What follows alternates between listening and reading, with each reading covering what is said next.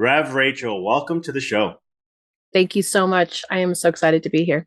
I'm excited to have you on. For the listeners, I was actually on her podcast and I was excited and I was like, we got to, flip the tables around here. And now I have the opportunity to go ahead and pick your brain for a little bit. So I'm excited for this next 25, 30 minutes, wherever it takes us. First thing I always like to ask, and the listeners know, is like, how do you got into what you're doing today? Like, what's the story? How did life kind of either lead you on a straight path or bounced you around a little bit to get to where you are today? I don't know anybody who hasn't been bounced around, first of all, Dr. Vic. So I'm one of those people who was definitely bounced around. And, I was raised Buddhist, which is pretty unusual. I was raised Tibetan Buddhist in New Mexico. My middle name is Little Flower. So I definitely came from a hippie background and had phenomenal parents. My dad's a singer-songwriter. My mom was a chemist and lived a life that was really around spirituality and calm and gentleness. And yet that doesn't mean that you don't hit the wall at some point. So what's fascinating about, I think, what happened to me was that because there was so much calm in my growing up, when I went out into the world, I was pretty stunned by the complexity of the world and relationships and, oh my gosh, just everything that ends up coming at you. And my way of dealing with that was to accommodate. So if they could be okay, then I could be okay. So I became a codependent, a people pleaser. And through that, I became uncomfortable and I started drinking as my way to be able to handle what was going on.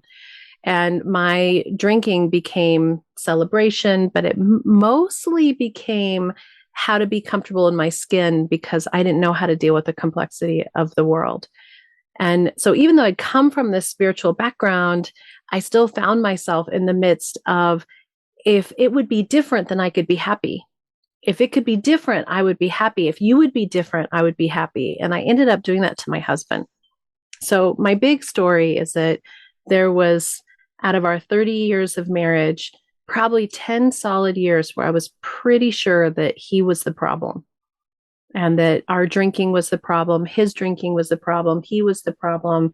And we had some pretty substantial dysfunction, not in the way where anybody was abusing anybody, or maybe from the sense on the outside, everything looked great in our house, but underneath was something that told me that I wasn't happy, that this wasn't what I wanted. And so I had a stint of sobriety about 15 years ago that was really life altering. But as it is in recovery, you think that you've got it, or you think that I'm not the alcoholic. My husband's the alcoholic. And so I went back out and started drinking again and finally hit the wall about 6 years ago.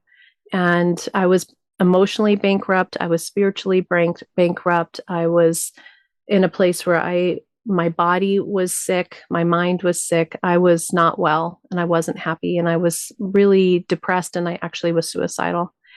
And through that, some moment of grace came, which I am so grateful for. Some moment of grace that said, you can be happy. You deserve more. Some voice came. And when I quit drinking, I did what I call soul recovery now. I went to the rooms, I did AA, but I went on a spiritual journey that wasn't just about not drinking. It was about healing my heart, healing the inside, going underneath, like what really is going on? Why am I so emotionally, spiritually bankrupt? What is underneath that's going on? What are these recurring patterns? What are these recurring situations that are happening? And I quit doing it for them. And I turned the attention to myself. And I took the blame and judgment off of the people around me, specifically my husband. And something profound shifted in me because I found for myself what was really going on for me. I found forgiveness. I found grace. I found compassion. And I let go of control. And I started talking about it and a podcast, just thinking I was sharing, I don't know what I was sharing. And through that became the Recover Your Soul podcast. And then in the last 6 years, I've also become an ordained metaphysical minister and started soul recovery, leading a community who wants to do soul recovery. So through it, I just think I thought that everybody else was the problem. I thought that they needed to change. And ultimately, what I learned is the control is within myself to heal myself. And I'm so grateful for it. That's an awesome story. I mean, there's so much I can break down into that, and in so many different ways, right? Because the first one that comes to mind is just it's so easy to blame others, Right. so easy, in so many ways, and it's the conditioning of the world, right? It's easy to be that victim of things, and that's just how the world is conditioned and so forth and whatnot. But to turn to yourself, I think that takes a lot of strength in whatnot, because you kind of, and maybe these are the terms I use, you can, whatever words you work, but like you went and faced your darkness. Yes. And from there, on the other side, you found your essence. You found, would you say you found like you, the true you in that state in some way? Absolutely. I think women in particular can get lost in being a caregiver to their family, thinking that our job is to take care of, fix, change, be there for everybody else. And ultimately, we forget who we are. So, in that, turning the attention to myself allowed me to realize that I had actually been morphing myself to try to please the world instead of standing in the strength of who I was. And I believe that we were all brought here to be uniquely who we are. And through that, I've really gotten more comfortable in my own skin, which is what started the whole process in the beginning, was I wasn't comfortable in my own skin. And so now I can be in the world that is complicated. And I am a peaceful, gentle soul that doesn't like drama or complexity or, oh my gosh, or fighting but I don't feel the same way anymore because I'm comfortable in me, because I did look at those dark places. And it turns out they weren't as scary as I thought they were going to be, by the way. I love how you brought that last part up, because our mind can just, it knows how to pull our emotional strings and make things seem so dark and so brutal. And then all of a sudden you go through it. And how many times, for the listeners, if you're listening, you've been through some dark times and you get through it and you look back and you're like, that wasn't that bad. That was okay. It wasn't as crazy as I thought it was going to be. And it's one of those things that, and I always tell people that, like, you just got to go through that darkness, and it won't be as bad as you think. It's not going to be fun, right? I don't know if it's not, I didn't make this up or say this or in my words, but like embrace the suck. And I forgot who I had on my podcast and they said Embrace the suck. Mm-hmm. Right? Embrace the suck. And I'm like, that's good. I go, I don't know if I like the terminology, but it's just not fun, right? It's just not fun, but it's a beautiful journey to go through and a real metamorphosis, like of what you went through. I think that if we think that there is some sort of perfect, that there is we all lived happily ever ending, then we're not thinking clearly. We're actually expecting what is impossible. And so embracing the suck or embracing the challenge or embracing the complexity has allowed me to be that strength in the midst of it. And instead of thinking that the storm is going to overtake me, I think I am grounded and centered in my being. And sometimes that means there's a hurricane around me. And sometimes that means it's a beautiful sunny day. But instead of only wanting the beautiful sunny day, what I realize I can be in the midst of it. And I never thought that before. I really thought that I was going to get uprooted and thrown around. So I just did everything I could to try to not have anything be bad. And in that, I made it bad. It's what we focus on expands, right? And so it's right. one of those things. When you were, you're being a people pleaser, that's how I was raised, and all these, got to make everyone else happy. My emotional needs don't matter, or they're not important, I should say. And when you started to stop that process, was it hard? Was it a long conditioning? You've been that way, and obviously you make that shift. Because I know for me, when I started to do that, I had the universe or life was just starting to throw things at me. I'm like, but I'm not selfish. I just need to take care of me first, And they're like, that's selfish. And I'm like, I don't know if that's selfish. I'm again, at the beginning, I didn't have the terminology or understand things. Now I'm like, no, I take care of me first before I do anything else. I got to fill up my cup of coffee first before I make other people coffee. How was that journey for you?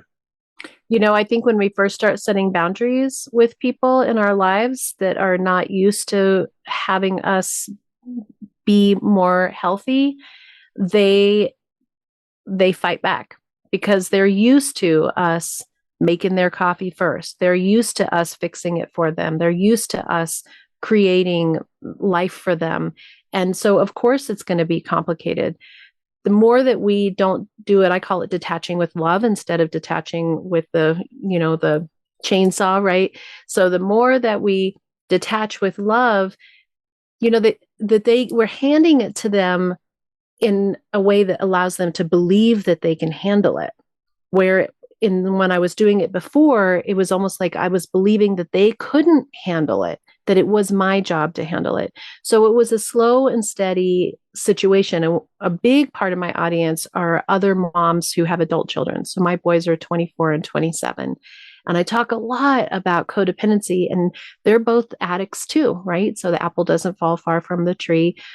And we had this dynamic where I was so involved in everything that they did, trying to save them from pain, that we had to slowly and steadily rebuild our relationship where they can be men in their world. And when we're empathic, what we're saying is, let me carry your burden for you. And that means that what we're believing is that we need to take on other people's feelings and their problems. And the truth is, we want to be compassionate, which is one level up, which says, I see you and I see you as whole. And I know that you can handle this. And I feel you. I feel you, but I don't have to carry it for you. And so that slow and steady walk in our relationships that allows that detachment to come from love, I think hands them their lives in a way that gives them strength instead of making them feel like they've been abandoned. Yeah, I couldn't agree with you more. I mean, it's so powerful what you're sharing there. I mean, I've only been a parent for 15 months, 16 months in a week from now, but it's, when I see my daughter upset and stuff, my knee jerk reaction is like, oh my God, I gotta take care of you. I don't want you to feel that. I want to, just nurture you. And how do I solve this? And, but the way my wife and I work on this together is like, okay, I understand that you're upset. Oh, that was hard. It's making you cry. Like working on stuff that I never had this growing up, but it was one of the things where I'm like, let them go through life and just be there to, give them, help them, whatever that is when they're ready for it, but let them process and give them, let them develop the tools and, all those things. So it's been, I could totally relate on that level for sure when it comes to that. In your journey, you said this word and I wanted to come back to it. The word forgiveness. Very curious to know. We talked a little about this before coming on too, but how in your journey? Let's talk about just forgiveness in general. How important was it for your journey? What does that look like? I'm throwing a lot into this question, and why is it so? Well, why is it important, and why is it so powerful? Thank you for asking, because I think forgiveness is the key to happiness. I truly believe that when we look at our lives and we look at grievance and we look at our resentments and all of the energy that that's holding, part of what that is around, it's around our own harm that we felt like we got. And the harms are real. The feelings are real. Whatever happened that creates something where we feel like we were harmed or wounded or hurt is an important part of what's going on with us. But what we end up doing is we end up holding on to it and saying, you did this to me. You did this to me. And I was completely a victim in this. And there are certainly situations that happen to children that are horrendous. And so I never want to say that anybody is deserving. But once you come out of a child's relationship, in general, we're in a symbiotic relationship with people. And in metaphysics, we're believing that our patterns attract like energies. And so, I picked a husband that had a certain kind of energy that related to how I grew up and what I felt comfortable with and what I was drawing to me. And so then when we come into this place where we're attached to that harm, we forget that we participated in it on some level. And B, that it really comes down to it attaching to different times in our lives where we had similar situations and similar harms, and they attach together. I say they go into different compartments in our heart, like rooms, and each of those rooms gets closed up with similar feelings, and we're just shoving the rooms with all these feelings, and those places become our resentments. And so ultimately, we are the ones who are holding all of that energy of pain and suffering and grievance within ourselves. And the fascinating thing I think about traditional forgiveness is it's this belief that says, like when we were kids, tell them you're sorry. And the kid's like, but I'm not sorry. Well, you have to tell them you're sorry, right? It's very different in metaphysical forgiveness to truly look at what your part was as a human being, to have compassion for that other person's experience, to see that and so often we're just each coming from our pain bodies. We're each showing up in the best that we could, which wasn't all that great. And can we forgive ourselves for putting ourselves in that situation or feeling those feelings? Can we look at it from a different perspective? Can we see it from a different place and let the energies start to disperse from it and heal ourselves and our own pain instead of wanting the other person to have acted different or to show up in a different way today? How do we sit in the forgiveness from that place that says, I stop wanting drinking the poison of resentment, that I want it to kill the other person and it's killing every aspect of myself? And the other part is that what happened yesterday, the only reason why it repeats is we choose to repeat it in our own mind. And so if I'm holding on to some grievance and some resentment, even if it was incredibly traumatic, I can work through that on my own spiritual being through what I call soul recovery, through the process of really attending to yourself and your feelings and your hurts and your wounds, and stop needing the other person to be any part of that, and opening up to completely releasing the energy and letting it go. I love that. There's just so much value in what you're sharing here. And it's so true when we think about, the whole resentment thing. I used to say, like, it's, you've heard this probably before, where it's like you grab a hot coal and you want the other person to feel the pain. Right. It's just not going to happen. Or you drink the poison, and all of a sudden you're expecting the other person to get sick from it.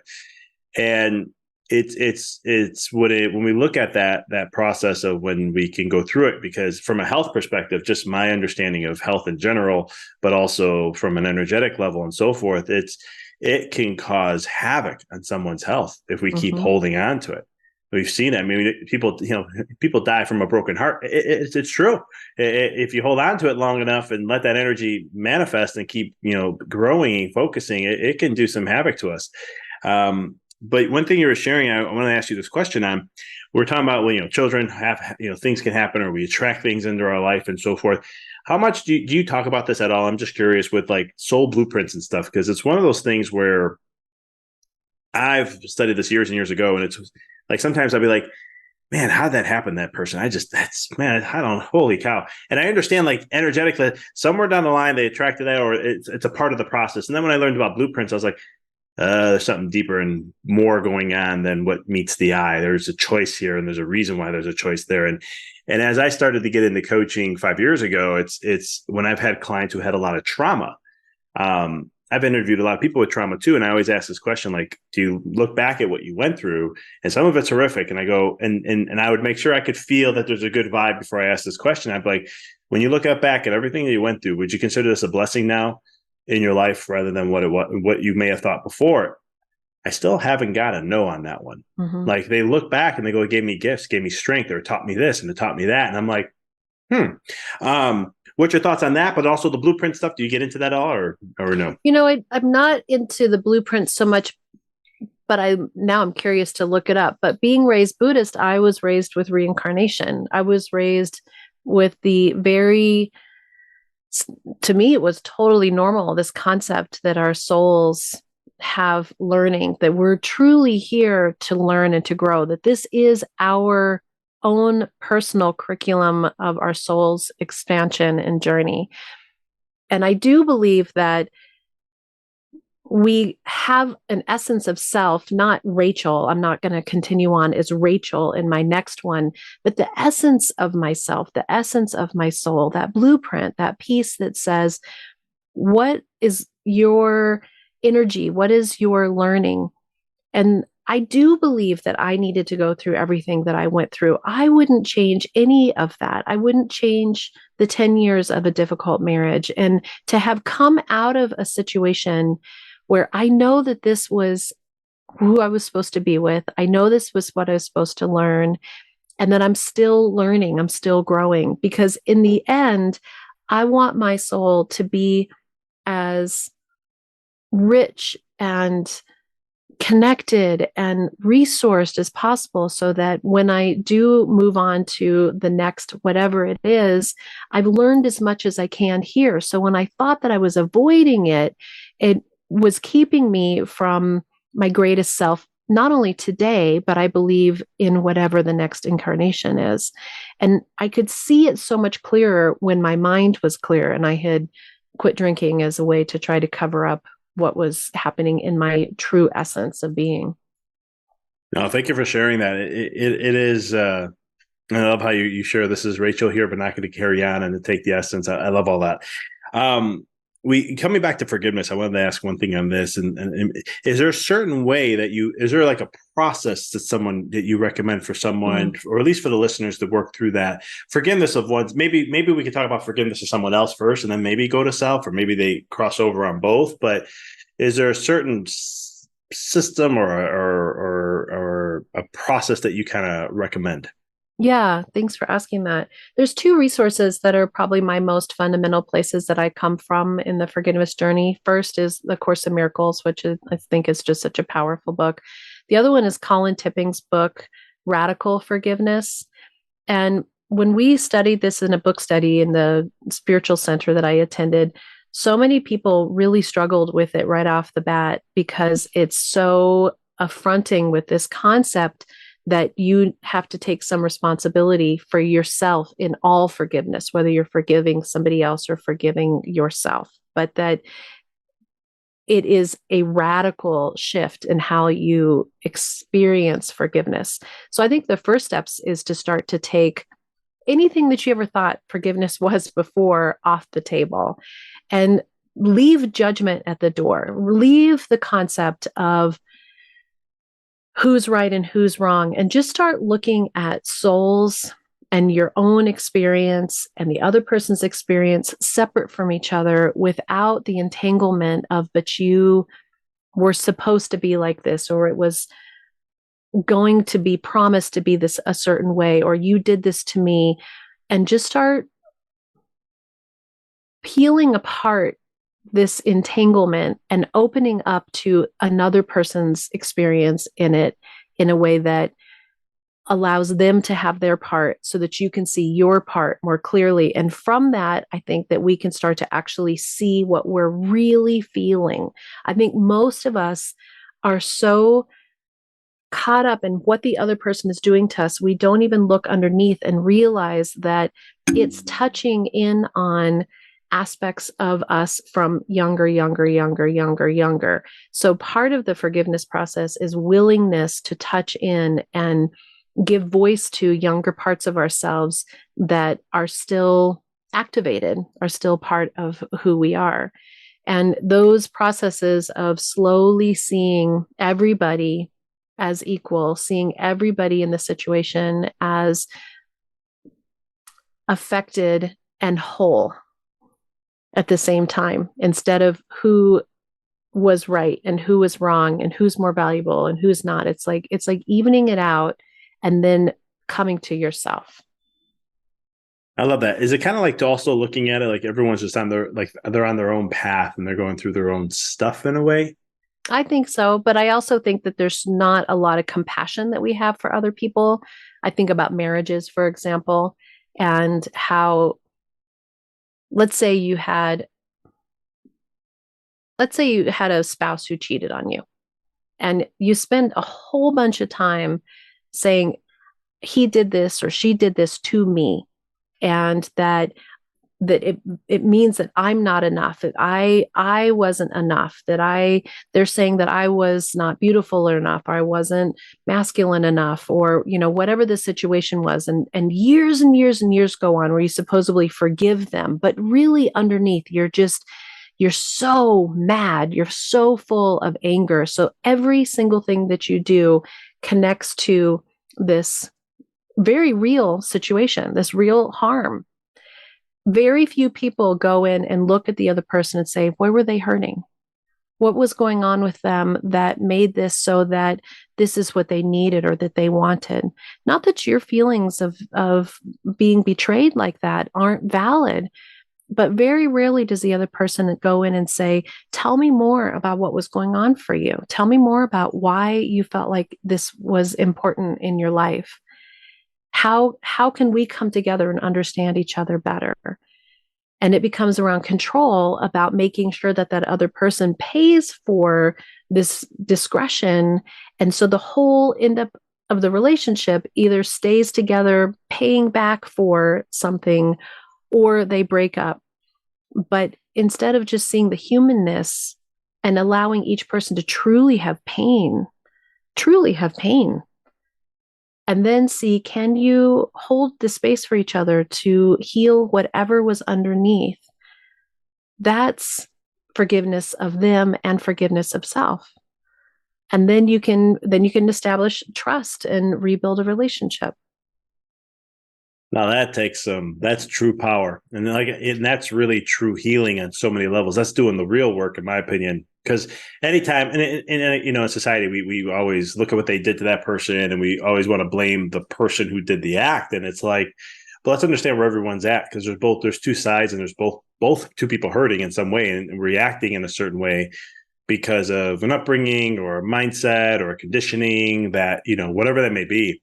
But I love how I don't know if you guys can, the community, your listeners can feel that, but it's so palpable of what you just shared on how it opens up this whole door of healing. And if you go through that, it can allow the two couples to come together and be stronger on the other side. Absolutely. Absolutely. And ultimately, if we're here to learn, if we're here to grow, if we're here to shift, if we're here to expand our experience as a soul, isn't that what we want? Relationship is the number one spiritual practice that can give you the most reward if you're willing to take it as a spiritual practice. If you think that other person is here to give you something, you will spend a lifetime dissatisfied. 100%. Yeah, I had a mentor one time say, the person that you're with is there to keep you balanced and so forth, but also to help you. There to help you in every aspect of what you want to achieve in life. And that doesn't mean from the physical side or whatever. It's just evolutionary as a soul. And thankfully that seed was planted at a young age in my life, because now, with my wife, I look at these things, I'm always like, she'll say things and maybe we'll butt heads or whatever it may be about, or I really want to do something, or I'm really happy and I come home and then my energy gets dropped and I'm like, okay, she's balancing me out. She's trying to keep me stunned, or she's trying to, I don't see it in the moment like that, but then I'll reflect and I'm like, oh yeah, look at, or she said that. And oh, I wasn't paying attention at that time when she said that, what it really meant. And man, she was striking a chord, or how'd she pick up on that? And it's like, okay, I got to sit with this for a little bit. And the next, it helps me evolve and grow and so forth. So yeah, relationships, hands down, number one, I love them. Real quick, how can people, there's so much more I can dive into. The whole thing about control, I feel like there's a whole nother podcast in that. The thing you shared about the whole betrayal thing, I felt like that was a whole nother thing we can go down, especially on the level of forgiveness with it. But how can people find you, follow you, your work, all the work that you're doing, and all that good stuff? Thank you. My website is recoveryoursoul.net, and that has the podcast. It has access to events. I have a monthly free soul recovery support group that meets. I do events, and also I do coaching, personal spiritual coaching, which really is helping people move through what I've developed as the soul recovery process. And the soul recovery process really is around turning the attention to ourselves, learning forgiveness, specifically self-forgiveness, learning how to let go of the need to control the world and how to find yourself so that you can be your grounded, centered self in the midst of anything.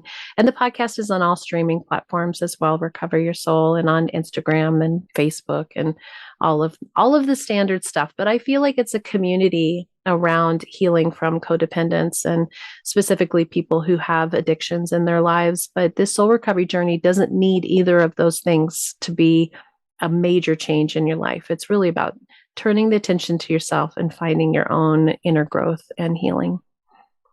For all the listeners, I will have all that good stuff in the show notes.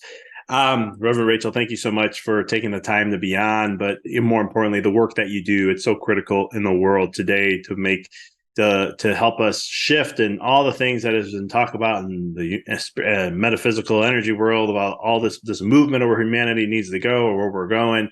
You're definitely someone that's helping accelerate that process to get us closer to more of the, I don't even know how to put it in words, but what we look forward to in a sense, more of showing ourselves more of our true self. So appreciate that.